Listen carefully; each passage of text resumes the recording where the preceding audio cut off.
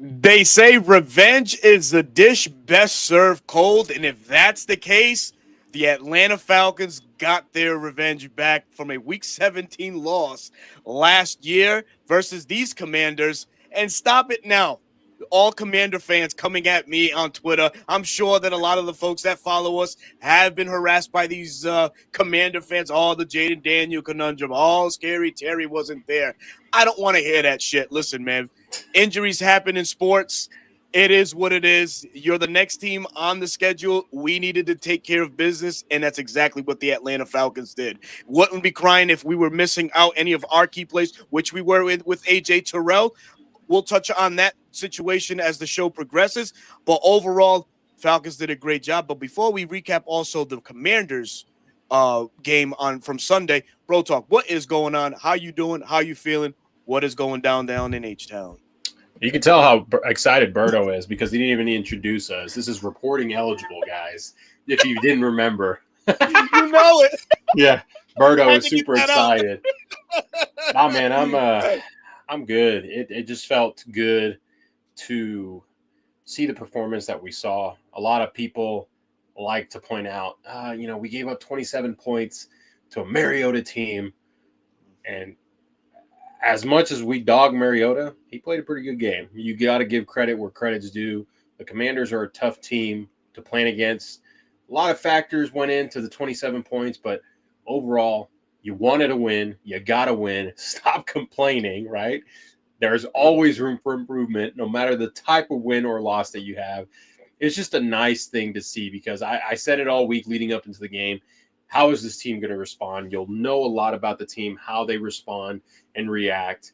And we saw what we wanted to see. And that's why, I never lost hope in this team. I know a lot of people, there was a lot of doom and gloom, rightfully so. You get your ass kicked by a division opponent, someone that is nowhere near the tier that you're in.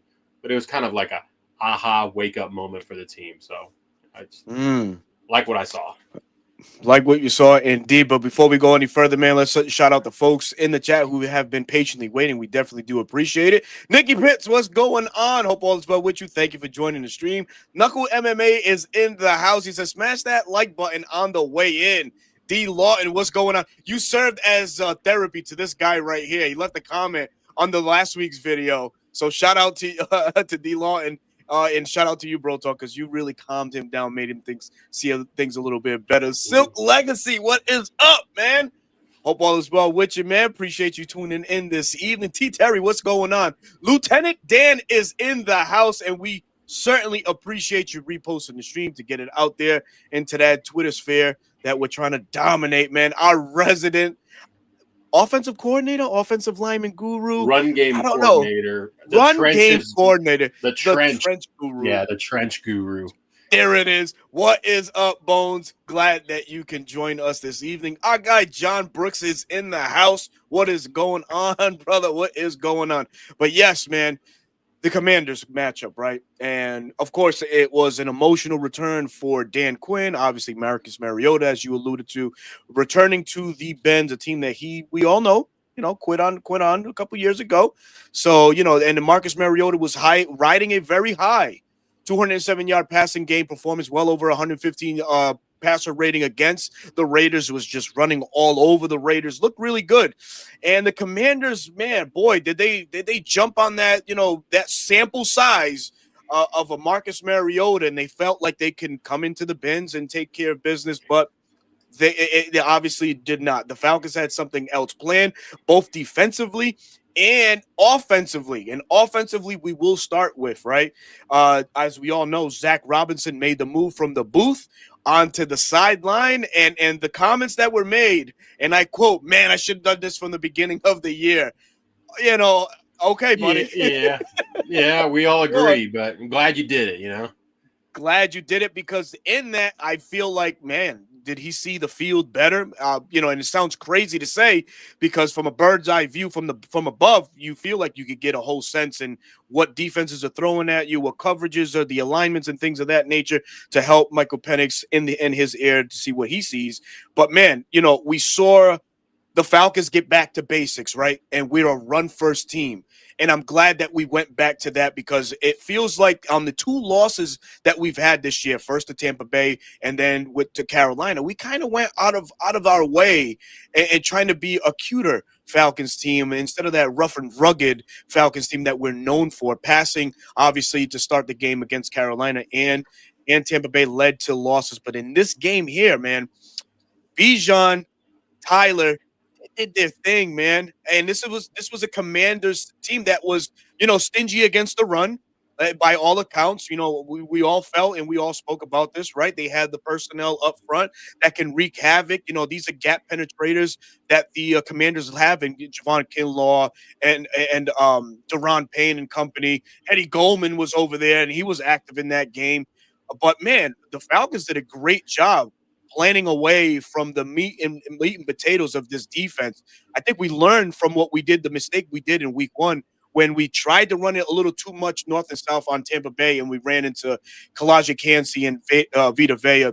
This game, we went away from that. We ran and attacked, I think, the perimeter a little bit more. But to the run game, and how do you feel about the run game going forward? Do you feel like, Zach and Dwayne, was this Zach and Dwayne's maybe best calling as far as the run game is concerned, or is there room for improvement for you going into the bye? I think there's room for improvement still. I mean, you like what you saw because we've been talked about being this outside zone heavy team, and then you saw that come back both with Bijan and Tyler. You saw a little sprinkle of gap scheme, some duo. A little power, a little white insert, a little bit of crunch that I made a video on, something the Ravens and the Bills run that can be effective. It's just it wasn't effective because of a good play the Commanders defensive tackle did, Javon Kinlaw. So you like to see those sprinkled in, but then you question like, okay, how much are you going to continue to call this? Because you can see that it's there and it can be effective. So I still view improvement, right? I like that Zach saw it on the field, right? And not only is he talking to Michael, but now he can go up to the offensive line. What's this guy trying to leverage? Like, what is this guy doing when you take your outside zone step? Is he biting hard? Is he attacking up? Is he working with you laterally? Like, those are the questions you can now ask them because you're there. You're not just in the booth talking to someone trying to get information from Dwayne who's on the field. So I think it can still improve, be more efficient, be more, what's the word, fluid, make it all compile on together, right? Because there was still at times when I watched the game, I called it pre-snap, up, we're running it to the left side, up, we're running it to the right side. And, we maybe got a minimal gain or we got stuff. So those kinds of things can be improved. But the variation in formations, tight bunch, three by one, out one, all that stuff, motion, like that was nice. So you kept the defense guessing on what was going to happen. So that's where you saw some bigger runs happen.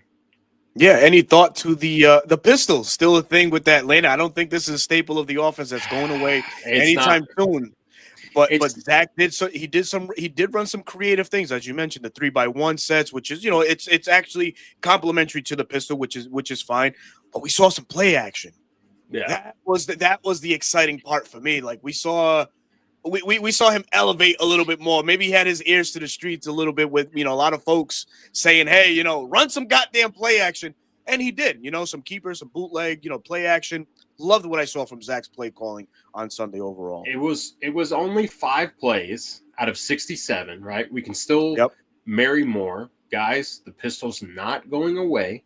No. Okay, but you said, there were some creative things. At one point we saw Michael Penix Jr. toss the ball instead of hand it off, get Bijan running already, and it's a quicker way to get him the ball. You saw him run opposite side the way Charlie Warner motioned to. You saw Charlie Warner line up in the backfield in a T set, with Bijan or Tyler back there, almost like a lead fullback, like you see with San Francisco and Chris, what's his name, Juszczyk. You see back there. So, and then you saw shotgun. You saw some shotgun runs, right? An actual handoff, not just a straight drop back pass. Some things that I think are still key, right? And I'm gonna ask you a question. When you see Derrick Henry leave the field for the Baltimore Ravens, what do you think they're running? Oh man, just run or pass. Baltimore, just it's pass if he's not in there. Okay, so did you notice Charlie Warner lined up a lot in the backfield, and Bijan was split out wide? Split out wide, yeah, I did. So that's a creative. It's creative to a sense because we passed it every single time. So it's like Charlie Warner's in the backfield. That's a pass, you know? Yeah. So you don't want that to be predictable. Right. You don't want to be tipping off the defense. So yeah, it was nice to see that, but now you got to continue to be more creative and evolve. Now, there's a trend going back to be under center.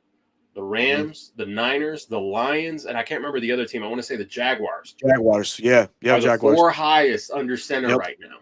Mm-hmm. The NFL is shifting back to an under center heavy league with 3-step, 5-step drops. So is that something you start sprinkling in this season and then you continue to build on it next year? It's not going to happen this year, guys. It's not. But that's what we're looking for from Zach Robinson. Michael, we need to start taking more snaps under center, get you comfortable with your footwork, taking those 3-step quick drops. Because the whole purpose of doing that, right, in a 3-step drop, once you get the ball, is so the quarterback has the eyes on the defense and he can make his read right away. Right? That's the whole purpose. Not wait for the ball, right? Because you're looking for the ball. You have to catch the ball. And now you have to look at the defense. Well, now the defense could look completely different.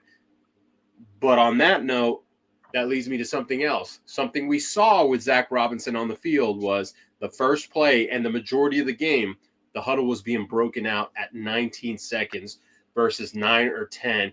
Michael was actually able to look at what the defense was doing. Where's the safety leverage? What's the corner doing? How's this guy lined up? Let's motion across. Let's see what they do. And now that's why Michael felt more comfortable because he felt he knew where his guys were going to be, which then leads me to the next thing, right? The scapegoat.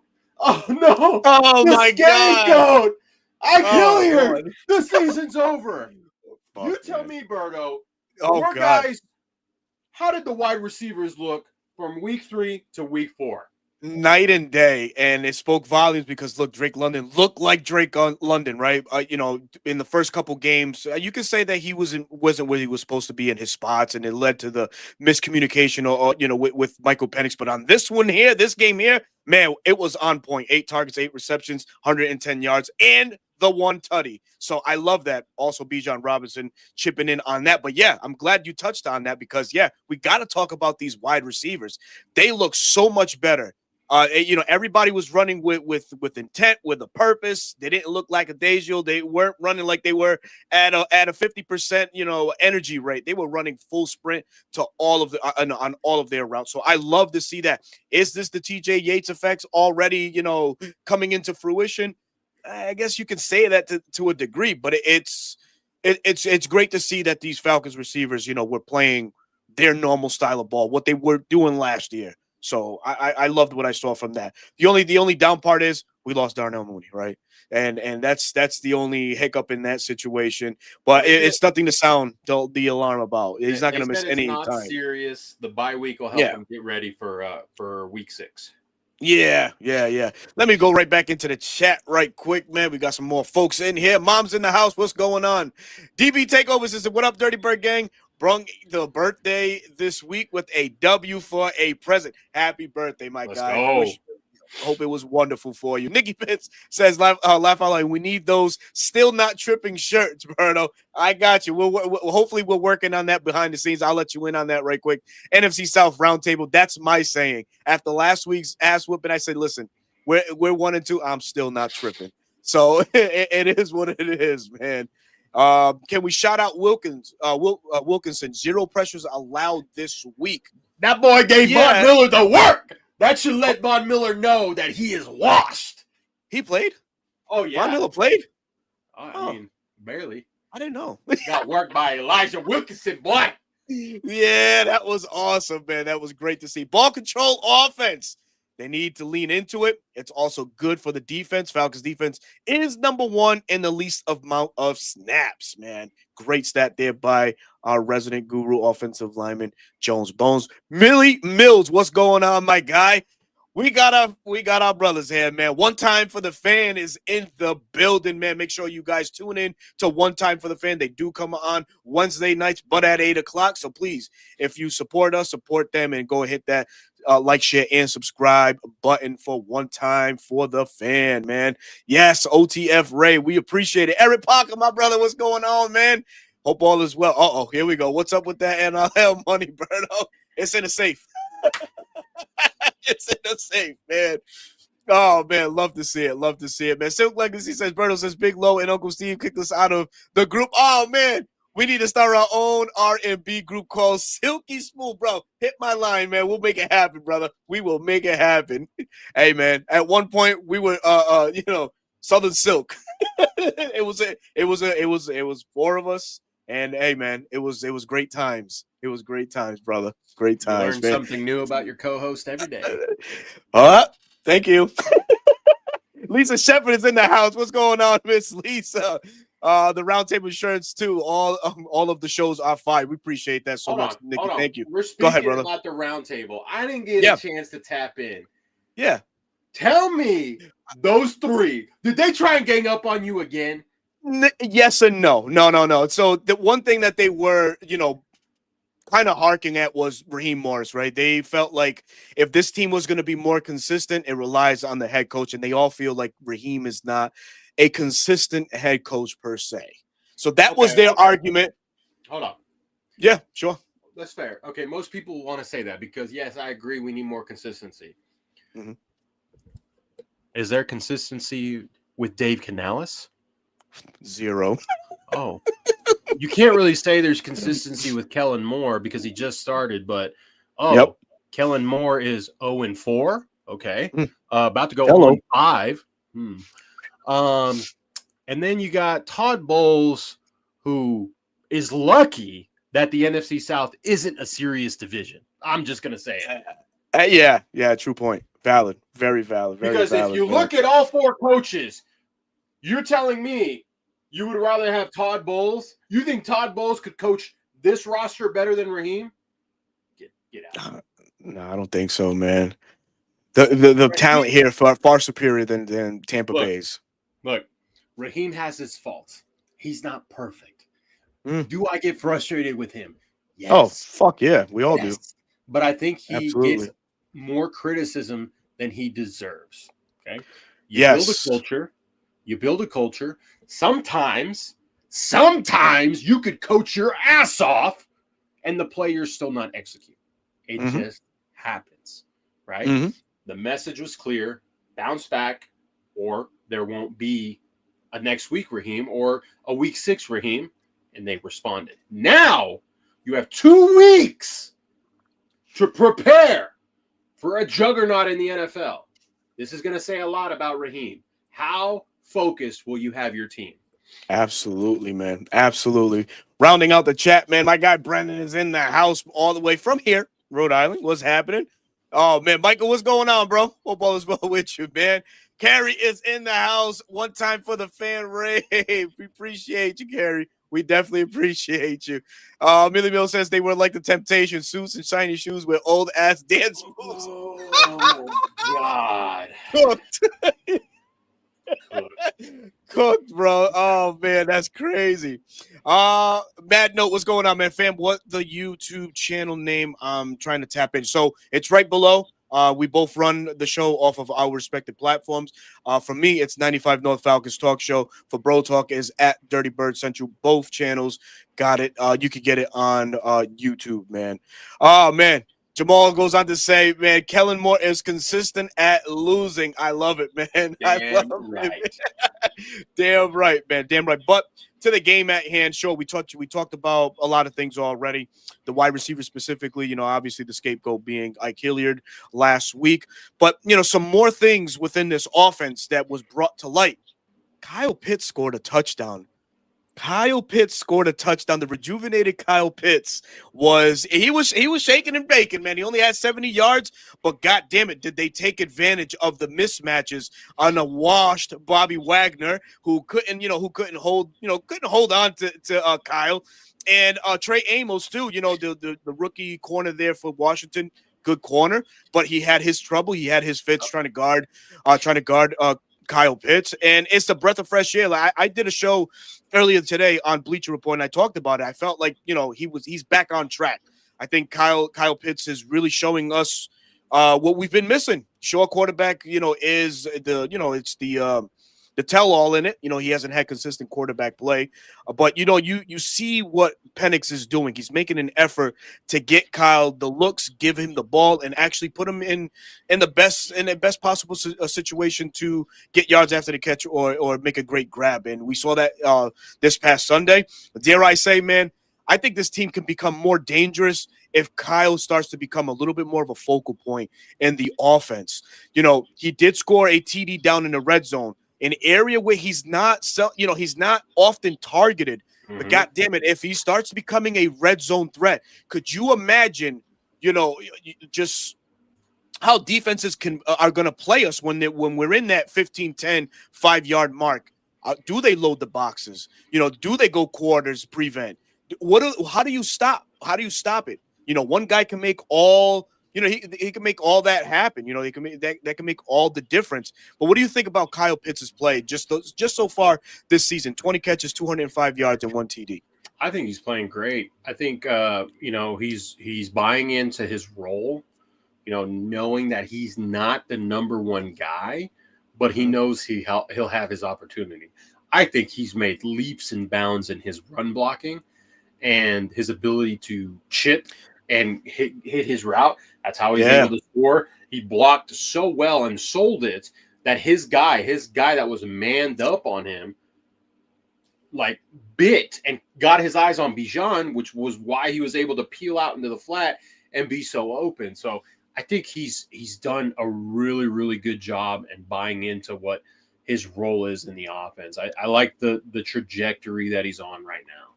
Me too. He's on pace now to supersede the last 3 seasons he's had of offense, which has been right around the 650-yard mark. He's on pace for about 880 or so right now, which is great. Is great. It's what you want from your tight end, and like you mentioned, there's so many facets to being a tight end within this offense. You got to be well-rounded. You got to be a willing blocker, know when to chip, and just be at your spots. And Kyle is proving to do all 3 of those things, and that's a testament to what Kyle Kroger has been able to do with Kyle consistently. Get him right, work with him. I think also in the offseason, the work he's been doing with the wide receivers has refined his route running ability. He does look really smooth and fluid with his cuts in his transition. So there's a lot to like about Kyle Pitts. And here, I'll ask you this question. Is he a primary signee for the Falcons come this offseason if he continues to play out? Oh, yeah, I think he does. Maybe not. It all depends on the dollar signs, right? But if he keeps on this trajectory, 800, 900 yards, a couple more touchdowns, yeah, you absolutely signed him. You have a young quarterback on a rookie contract. Keep the guys that he's been putting in the work with on the team and continue to build that chemistry. So, yeah, absolutely. And for the record, Pitts is super young. I think he's still only, 24, 25 years of age. He's Mike's age. He's Mike's age, right? Oh, man. But, hey, listen, man, that tandem can be special for years to come. But obviously we need Pitts to continue doing what he's been doing. One thing that we are continuing to do on defense is get after it, man. Jeff Ulbrich, got to give him his flowers. Nate Ollie, definitely got to give him his flowers. This defense is playing fast, and I'm not going to say that other word because then I'll be quoting the guy across the field and Dan Quinn, but I'll say it anyway. Fast and physical was his motto when he was here. But Jeff Ulbrich, it does have this Falcons team flying all over the place. We're getting maximum effort and production from all of our rookies, not just 1, 2, 3, all 4 of our rookies. Are coming to the table, and they're bringing something to the table, which is such a such a great thing to see, man. And with 4 weeks in, the Falcons ranked what, third overall in defense. You got two of the two of the top edge rushers in this draft, and they're also grading out as that with the minimum 40 snaps. Both Jalen Walker and James Pierce, ranked number two in the league, just behind the Cleveland Browns, just behind the what? Now this is yards, right? The way they rank defenses is yards per game.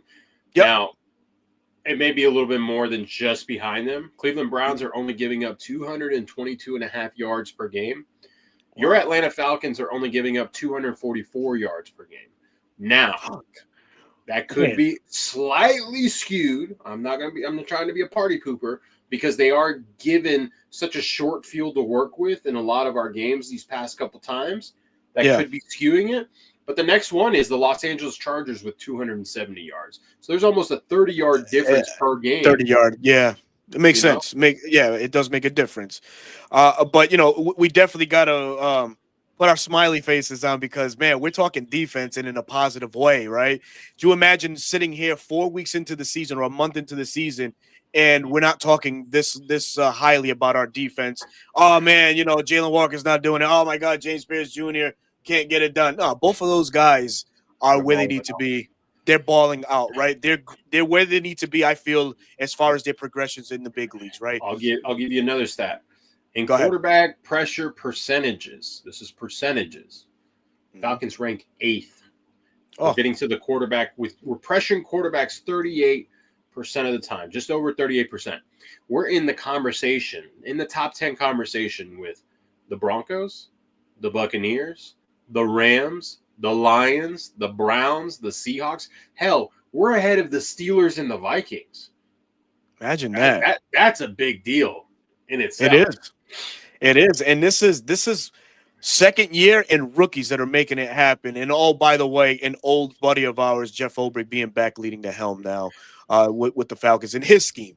Man, what do you say? What do you say to this defense, man? How does it make you feel a month in so far? Is it, are you sure you're allowed to rave about it or not?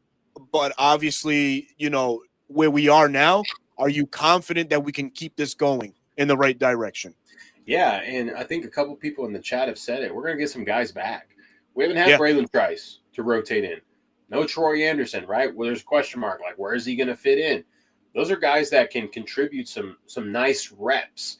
Overall, the defense is still figuring itself out, because a lot of these guys haven't played together, right? Besides Jesse and Caden, and hell, even David Onyemata. The other guys are just been here a year or two, right? They're still figuring each other out. These guys are they're playing, again, not to quote Dan Quinn, fast and physical, right? And they're playing smart, and they're being allowed. These guys are naturally instinctual players, and Jeff Ulbrich is just allowing them to play with their instinct. Yes, they have responsibilities, but they're allowed to use instinct, and then if they make a mistake, Ulbrich will show them why, so they don't make the same mistake again. And that's what you want. That's good coaching.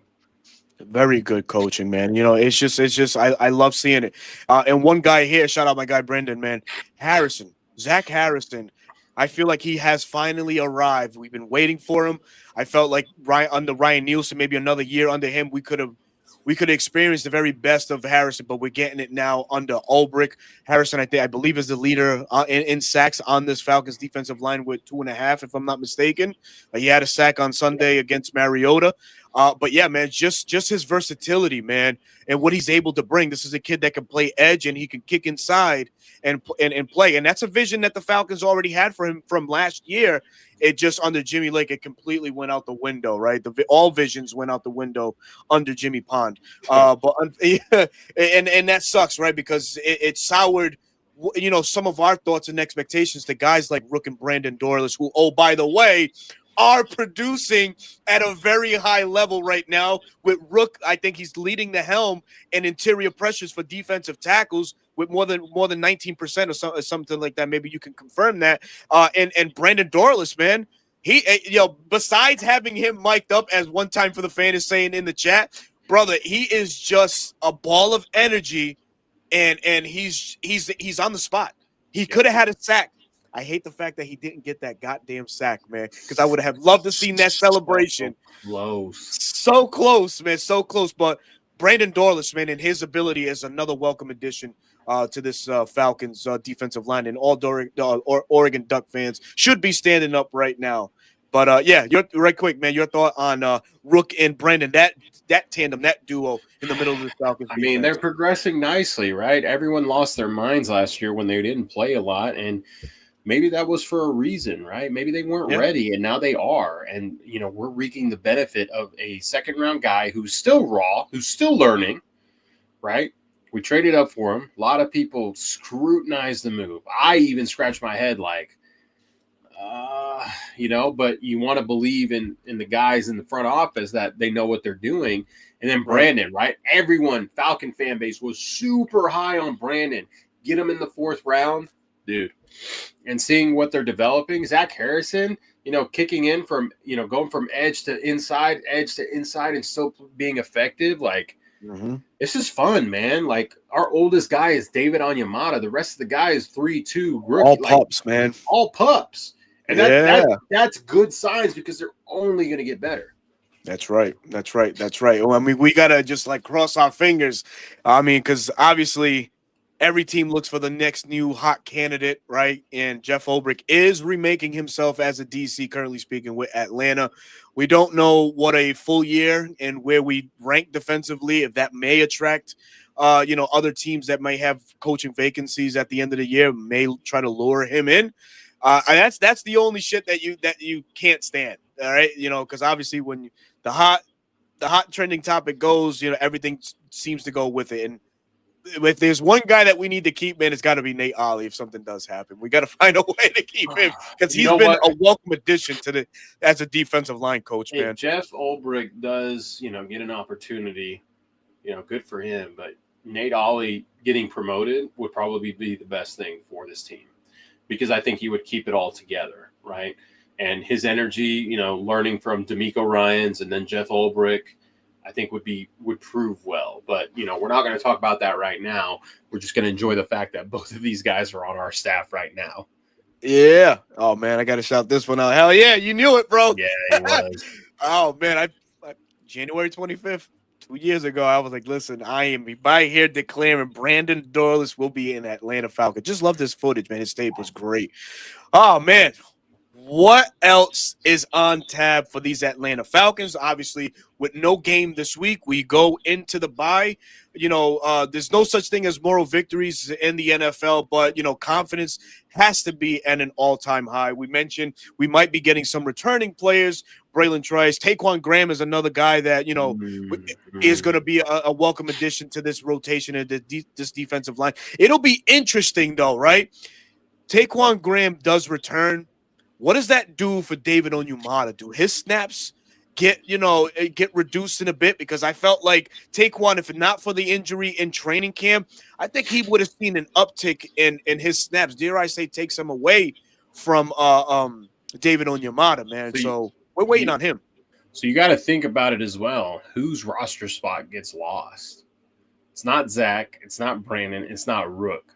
They're all playing really well. They're safe. However, so is David Onyemata. Yeah. David Onyemata is actually having a good year. So and then his contract, you let him play out his contract. For TQ, it's going to be between TQ and Lakel London, right? Lakel London's that unsung hero. TQ, I just think he's such a big guy that he doesn't need the weight that Lakel London needs. And I think he could produce a little bit more than Lakel. So that's where I would view it there. I did forget about TQ. I'm glad you brought him up because every time TQ's on the field, something good happens. It's just this guy just cannot keep his body from getting hurt. Healthy, like man. TQ, look at me, bro. Stay healthy. We like you here. We want to see you play. We're praying for you, brother. And I'm excited because he's coming back. We get to see Braylon Trice coming back. Who's gonna take are we gonna carry? Who's it gonna be? Right? Hold on. Tell me. Who is it gonna be? I think it could be Arnold Ebiketie because he hasn't shown absolutely nothing in this rotation for pass So, rushing. you know I don't what? know.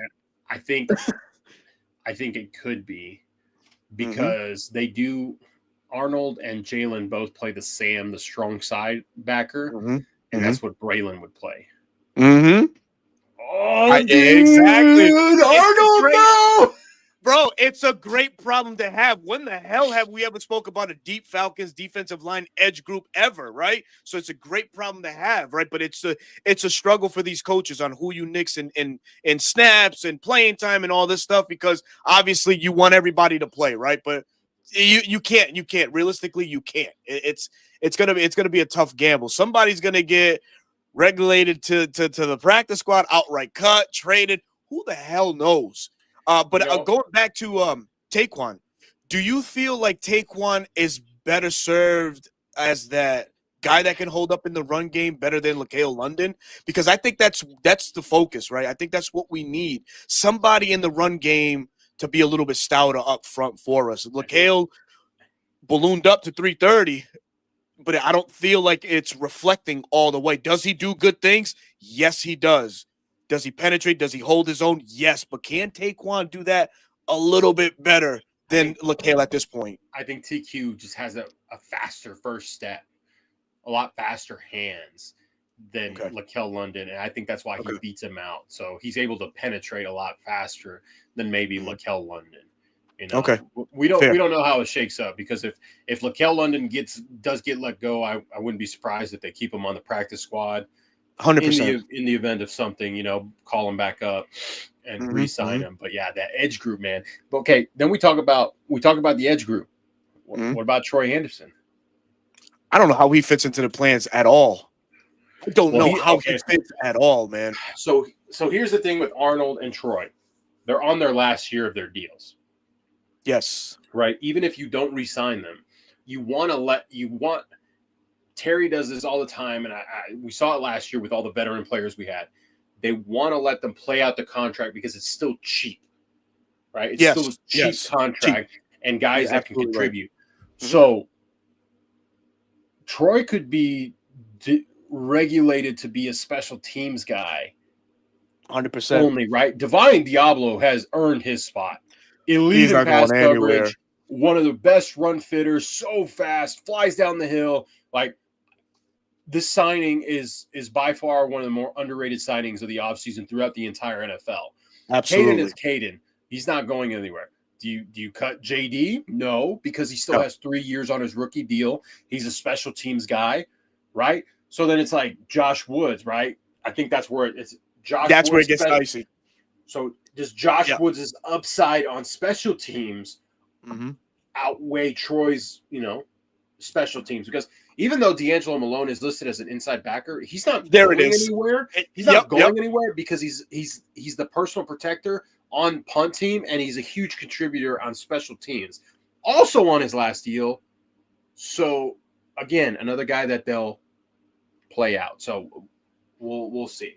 We'll see. I can't remember the last time we had this kind of problem on No, defense. man. Good stuff. And speaking of defense, I got to address this one right quick. First of all, excuse me. Thank you for joining the stream this evening. He says, do we have a chance against the Bills? I believe this is what he meant because I did see the question pop up. And obviously, Monday Night Football after the bye, that's who our opponent is. And from what we can tell, the Saints gave them fits on Sunday. They were relatively very competitive. The Aints, excuse me, got to dial that back. Gave them fits. They played pretty good. It was a great opening series for the Aints, and then things just started falling off the rails. But this is a Buffalo team that can't stop a nosebleed. They're the last ranked in the NFL against the run. But Now there is one guy on that defensive line that's playing very well, and his name is he Deion Walker out of the University of Kentucky. Shh. He's on a different team. Shh. Ah, that was my guy. So even with your boy Deion Walker, they are still giving up Oh the man. second most rushing Oh yards shit. per game. You're Okay. right. Now I will say what I was going to say is the asterisk on Yeah. that is no Ed Oliver since week 1. Yeah. He's been Yeah. hurt. So Right. if he plays this week, does he get re-injured? do they sit him one more week and then play him against us Monday night, right? I like what everyone's saying. I've been seeing it a lot. If they beat the Patriots, right, we are their trap game. We are their trap game. They are going to overlook us and say, we're not worried about them. We're focused on the next week. Mm-hmm. Absolutely. One time says Pats need to shake them up Sunday. People already talking about Eagles, Bills, Super Bowl, and I don't like it. I don't see how the Bills factor into a Super Bowl plan. No. Well, I'll tell you who my prediction was. It's been Packers, Bills with the Packers winning it all. Really? Do you see the Ravens' injuries? Oh, yeah, man. It's pretty bad. Do you see how the Chiefs are not the Chiefs this year? Sure, they played better, but they played better. The Ravens were decimated with injuries. Absolutely. No, you got a point. I just feel like the Bills could be one and done for me in the playoffs, man. Somebody's going to figure them the hell out. And if, offensively, to put clamps on them. Hold on. When you have Josh Allen, I've been a Josh Allen hater for a long time, not anymore. Yeah. But when you have him on your team, all bets are off, man. He elevates that entire team. And you know what? Joe Brady and the run scheme they have for James Cook, hey, man. It's pretty elite, man. Hey, it's pretty good shit. Man. It's pretty elite. That's going to be a true test for this Falcons run defense. That's middle of the pack right now, if I'm not mistaken. So yeah, but that's in 2 weeks. We don't have to worry about that. I think right now we're enjoying our victory and our week off. Absolutely, man. But going back onto the defense, this Falcons defense, man. Real quick, your thoughts on Jesse Bates? Because by some accounts, they feel like he's taken a step back. He's regressed a little bit in this defense, and people can say, "Hey, it's the Xavier Watt situation," but I feel like it's better for Jesse to not be the guy on defense. He's been that the past 3 years. Ulbrich and company, Jerry Gray and company can utilize him in other ways. And Sunday, we seen him more in the box. We as that extra defender, in the middle of the defense, allowing Xavier to kind of roam free, a la what Jesse used to do back, when he first started in Atlanta. So roles reversed, but I think it's a welcome thing for Jesse. He doesn't need to be the guy on defense. I think people are overreacting because they're used to Jesse Bates having to get the game-sealing interception, the game-sealing peanut punch. He's not asked to do all that because we have rookies. We have guys that can play ball. He can just fit in there and do Jesse Bates things when needed.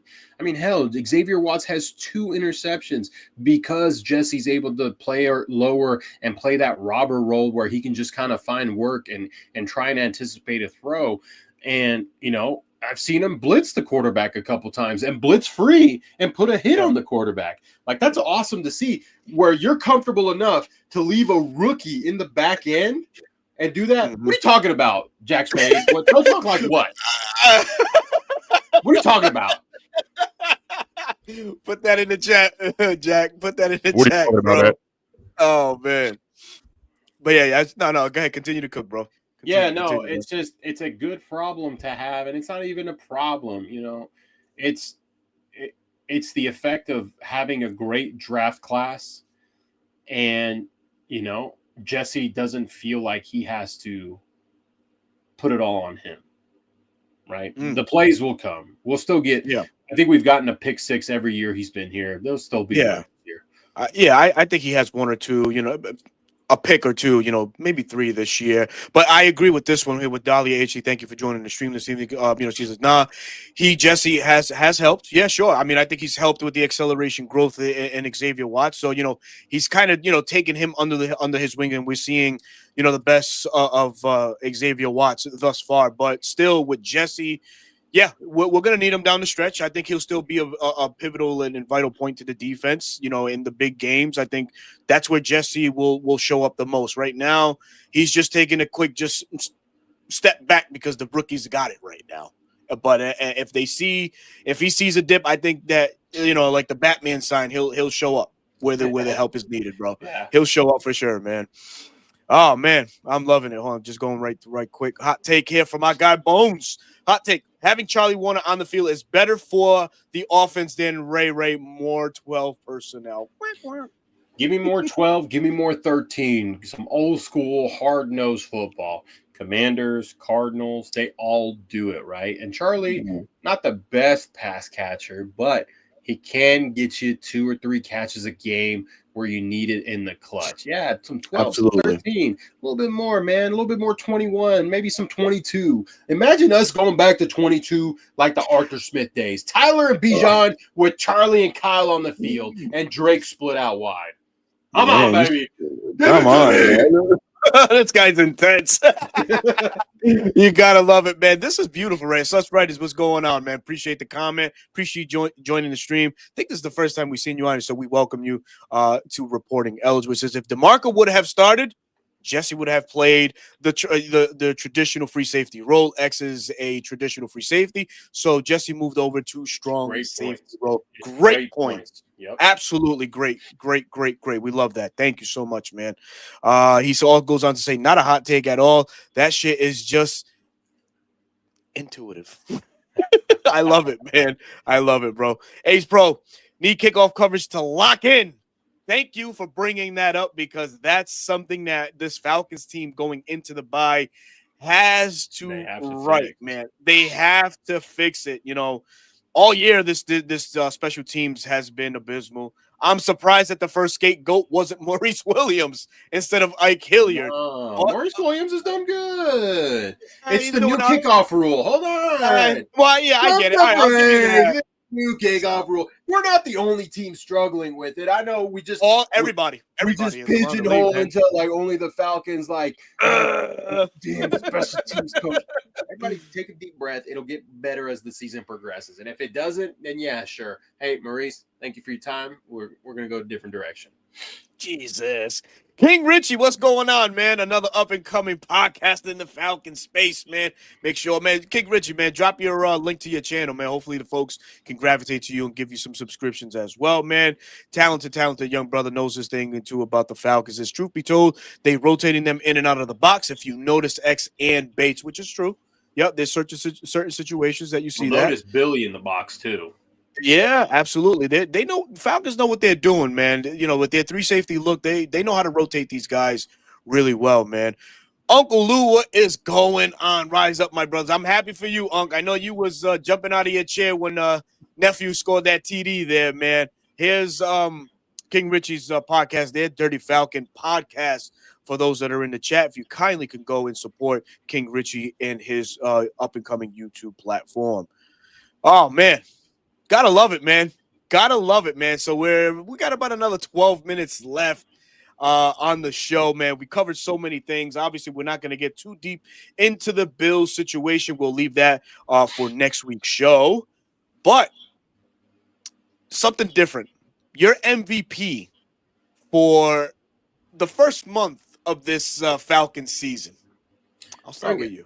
I'm going to give you the easy one. It's the best running back in the damn league.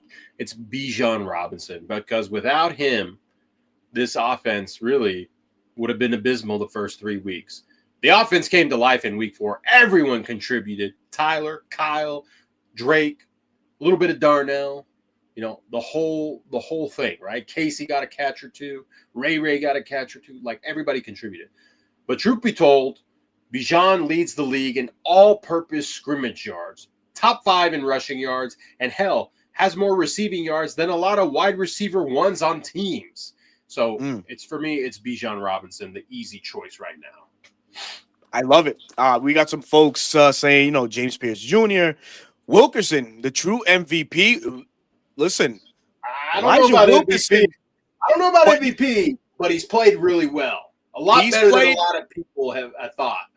He's played exactly. You know, a lot of people felt like, you know, putting him on the right side, the blind spot, you know, protected to Penix was doom and gloom. But he's held his own. You know, he's going up against some tough matchups, and he's held his own. So credit to him. Shout out to him. I'm gonna go on the offensive line. More in the meat and potatoes of it, I'm going at center and Ryan Musial as the MVP for this Falcons offense. Yes, Bijan Robinson is a name you cannot disregard. Bijan is him. Drake London has done great. He's done good. We expect the greatness of Drake to continue, and we're definitely going to see that. But Ryan Uziel, for me, has to be the MVP or is the MVP on this Falcons offense thus far. I'll give you some stats. 0 penalties allowed, 0 sacks allowed, 0 hits allowed, and only 4 total pressures. And oh, by the way, he hasn't botched any snaps. Now, this is a lefty-on-lefty connection that we got going on with Penix and Uziel, but Uziel has been able to call clean games, clean protections. He's been able to get his guys lined up right in, quick, fast, in a hurry. So for me, Ryan Uziel is the unsung hero, if you want to say it that, but my MVP for this Falcons first quarter of football in the month of September. Y'all drop your comments. Let me know what you guys feel. I see Pitts in here. Let's see. Let's see. Wilkerson again. You want to do defense? What's your guy on defense? Who would you go with? It's Divine Diablo. It's Divine Diablo. El Diablo de la Defensa. Absolutely, man. And like you mentioned earlier, I'll piggyback to that, man. Absolutely, Divine Diablo has been what we've been envisioning at the linebacker spot. Obviously, Ulbrich, when he came in, loves these safeties that convert to linebackers. Had it in with the Jets with Sherwood. Had it here when he was on the Falcons defensive staff and Foye Olokun. So it's no secret, no surprise that Divine Diablo has been playing the way that he has. With Jeff Ulbrich. So yeah, for me it's him. He's going to go down as the best free agent signing once the year is done. Well, with the Falcons were able to get him for 2 years, I think 14 million or 11 million.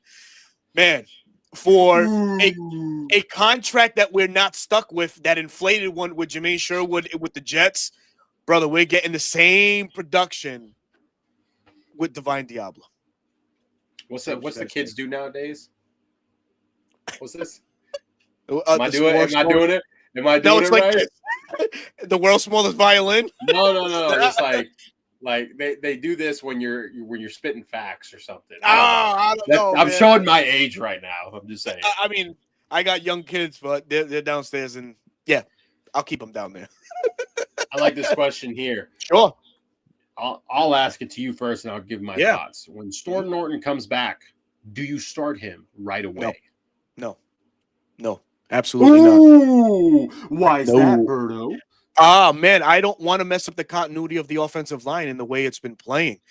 Sure, he is a better pass protector, run blocker than Elijah Wilkinson currently. Per PFF, the grades are not that great for Elijah, but he's doing enough. Clocking T. Yeah, gotcha. He's doing enough, So I wouldn't want to do that to the offensive line. Would I put him at swing tackle 1,000%? If the Falcons want to run more play action, and you need another guy, an extra blocker, then Storm Norton is your guy. But right now, hold on. No. What about this thought, Zach? What's his name? Zach Robinson. Oh God. How about Storm Norton? Hey ref, I'm reporting eligible. Baby. Hey, buzzing. That's a great take. I love that, man. A movie in or show, and you just wait for them to say the title, and then you go, there it is. Yes, there it is.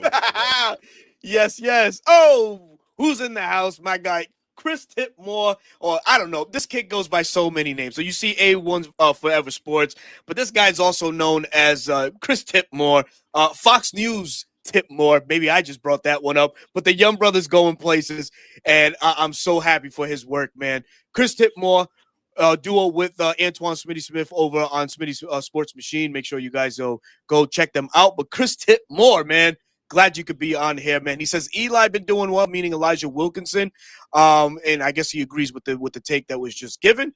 But yes, man, shout out to A1 Forever Sports on his platform as well, as indicated per the name.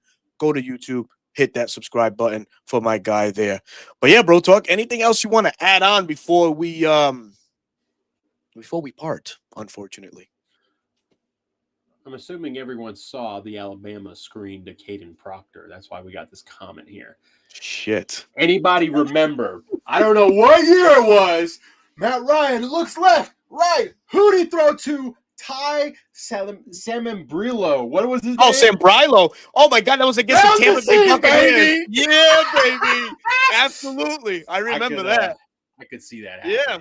But no, in all seriousness, that you get that option when you have Storm, and Elijah's been playing well. Now, I will say this is a very hot take because Caleb clears him by a long shot as far as a run blocker.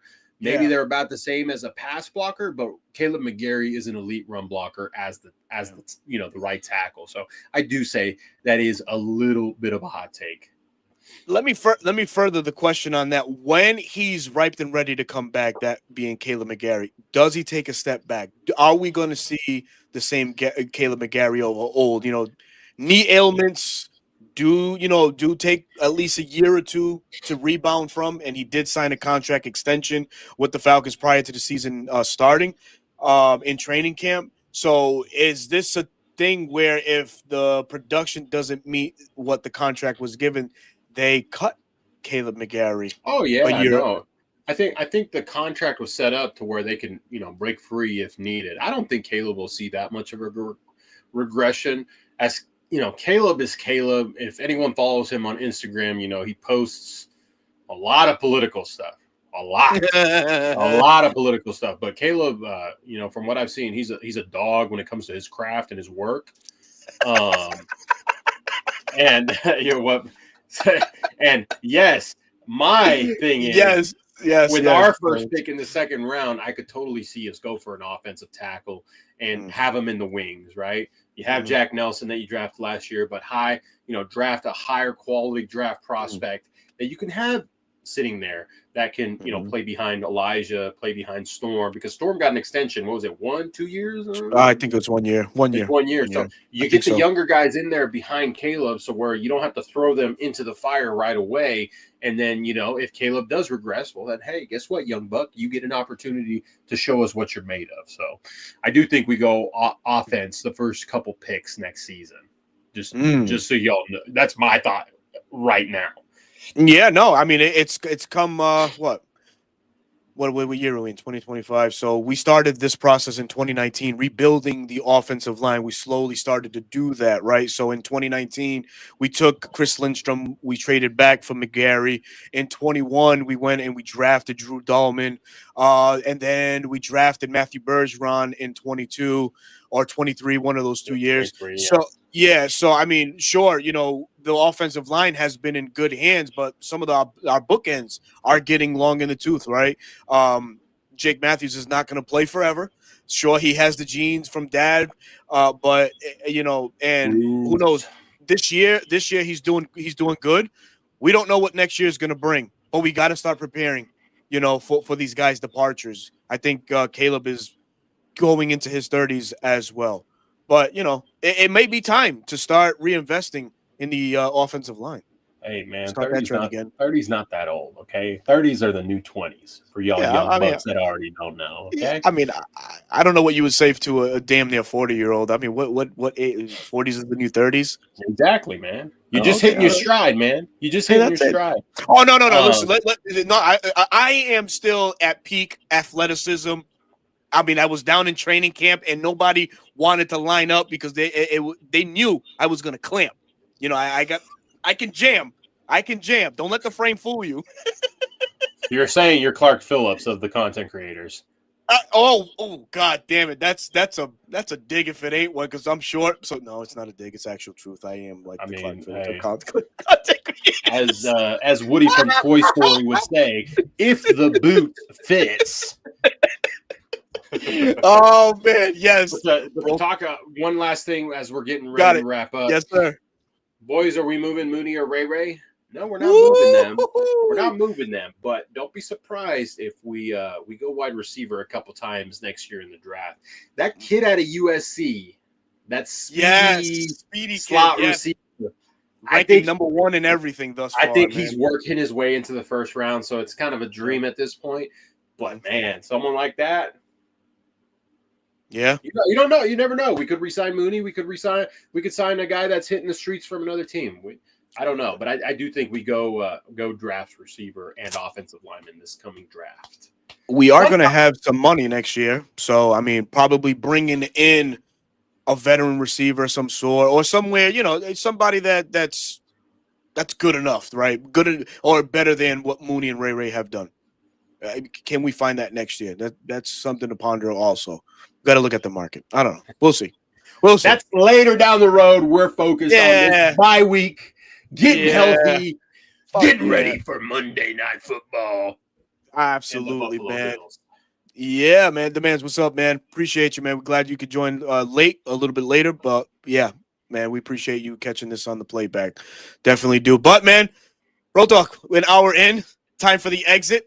490. We peaked at 500. We definitely appreciate every single one of y'all that took time to rock out with us on a Wednesday night. Y'all already know 9 p.m. is the start time. And yeah, Bro Talk, let them know where they can find you, man. To answer your question real quick, it's the throwback unis. We have the red helmets on Monday night, just so you know. Ooh. Love it. For socials, YouTube, at Dirty Bird Central.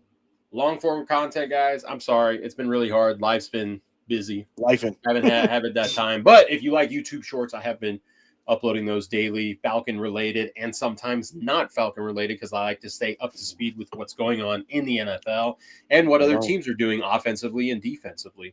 If you like short form content, TikTok at Dirty Bird Central as well. And on Twitter, your boy is still at BK2 Why? Because I have free will and I can be. Sheesh, who pissed you off? Oh, man, love to hear it. Yes, please. And as it's stated below, man, Bro Talk's channel is at Dirty Bird Central. Make sure y'all go over there and hit that subscribe button. And, of course, for your boy Berto, your host of the 95 North Falcons Talk Show, but also your host right here on Reporting Eligible every Wednesday night, live at 9 p.m. You can find me on YouTube under that channel, 95 North Falcons Talk Show. You can also find me on Bleacher Report. I will be on a break because obviously we don't play, but short form content is still alive and kicking Monday through Thursday. Monday Night Football, I will be on post-game reaction whenever that game goes final. I will be on. So please come join me and screaming or rejoicing, whatever the case may be, for our Atlanta Falcons. You can find me on Bleacher Report as well. Every Tuesday night, the NFC South Round Table, man. We're close to 4,000 subscribers. We definitely appreciate everybody that has come through the support. But please, man, if you guys can make your way through on Tuesday at 8 p.m., you can find me there as well, alongside some other NFC South rival content creators who will not be mentioned because this is a Falcons platform and I can do whatever the hell I want. but until then, we'll give you whatever's left of your Wednesday evening. And we thank you very much for joining us. Please tune in next Wednesday live at 9. There might be something different on tap for next week, but these two guys right here, myself and Bro Talk, will be consistent and constant on this very platform. So until then, we will see y'all. Peace.